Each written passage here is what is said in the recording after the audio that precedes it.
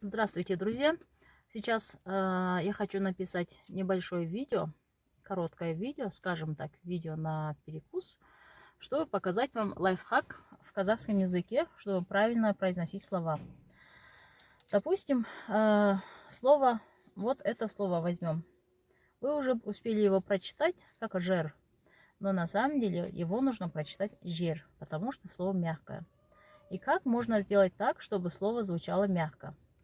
Лайфхак вот такой. В конце слова вы ставите мягкий знак. Не в письменной форме, а в уме. В уме вы ставите мягкий знак в конце слова. Жер. Попробуйте теперь сами. Жер. Молодцы. Теперь у вас получилось, я уверен, намного лучше. Возьмем другое слово. Пусть это слово будет школа по-казахски. Угу. И читаем не мектеп и не мектеп. А в конце теперь здесь два слога, и в каждом слоге мы ставим по одному мягкому знаку. Опять-таки в уме. Получается мик-теп. Мик-теп. Хотя мягкого знака нет в казахском языке, но слова смягчаются за счет произношения. Мик-теп.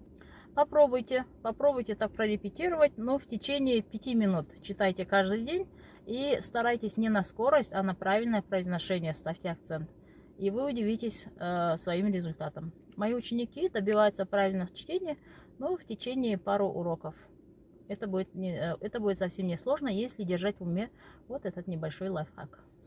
И теперь у многих, возможно, возникнет такой вопрос. А как определить, как нужно прочитать слово мягко или твердо? Как это можно узнать? Узнать это очень легко. Вот эти буквы, которые сейчас появились наверху, это все мягкие буквы. Если вы в слове видите хотя бы одну из этих букв, значит слово является мягким.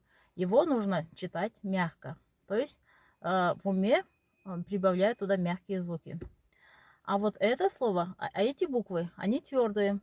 Если в слове встречаются эти буквы, то слово является твердым. Его не нужно смягчать.